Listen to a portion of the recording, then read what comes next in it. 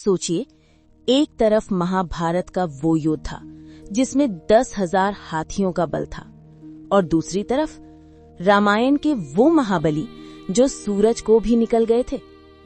अगर मैं आपसे कहूं कि ये दोनों अलग अलग नहीं बल्कि सगे भाई थे, तो क्या आप मानेंगे?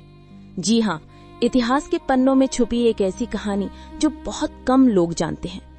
आज हम बात करेंगे उस पल की जब द्वापर युग का बाहुबली टकराया त्रेता युग के बजरंगबली से। ये कहानी सिर्फ ताकत की नहीं, ये कहानी है अहंकार और भक्ति की। बात द्वापर युग की है। पांडव अपने वनवास के दौरान गंधमादन पर्वत के जंगलों में रह रहे थे। भीम को अपनी शक्ति पर बहुत नाज था।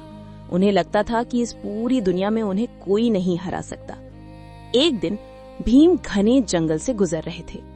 तभी अचानक उन्होंने देखा कि रास्ते के बीचों बीच एक बहुत ही बूढ़ा और कमजोर वानर लेटा हुआ है। उस वानर की पूंछ ने पूरा रास्ता रोक रखा था। भीम ने गुस्से में गरजते हुए कहा, ए वानर, रास्ते से हट जा, वरना मैं तुझे कुचलकर आगे बढ़ जाऊंगा। उस बूढ़े वानर ने धीरे से आंखें खोली और बहुत ही कमजोर आवाज में कहा, बेटा, मैं बहुत बूढ़ा हूँ, मुझ में उठने की ताकत नहीं है।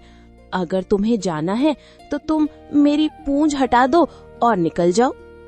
भीम को ये बात बहुत अपमानजनक लगी। उन्होंने सोचा, मैं महाबली भीम एक मामूली बंदर की पूंछ उठाऊंगा?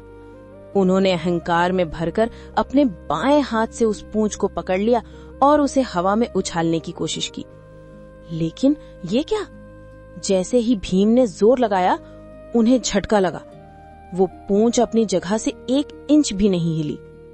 भीम हैरान रह गए। जिन्होंने बड़े बड़े पहाड़ों को चकनाचूर किया था, उनसे एक पूंछ नहीं हिल रही थी। इस बार भीम ने अपने दोनों हाथ लगाए, अपनी पूरी ताकत झोंक दी। माथे पर पसीना आ गया, नसें तन गई, धरती हिलने लगी, लेकिन वो कमजोर सी दिखने वाली पूंछ वहीं जमी रही। तब भीम का सारा घमंड उसी पल चकनाचूर हो गया।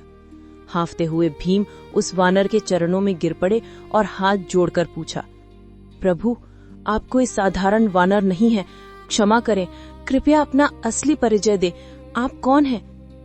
और तब उस बूढ़े वानर ने अपना रूप बदला। भीम के सामने साक्षात पवन पुत्र हनुमान खड़े थे।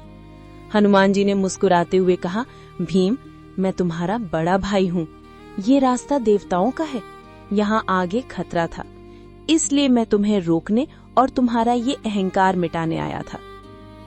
उस दिन भीम को समझ आया कि बल से भी बड़ी शक्ति विनम्रता होती है।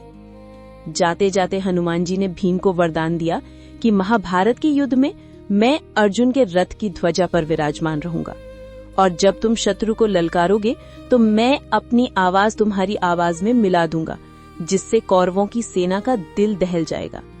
तो दोस्तों, ये थी 2 महाबलियों के मिलन की अद्भुत कहानी। अगर आपको ये पौराणिक किस्सा पसंद आया हो तो कमेंट में जय बजरंगबली जरूर लिखें। ऐसी ही अनसुनी कहानियों के लिए चैनल को सब्सक्राइब करना ना भूलें। धन्यवाद।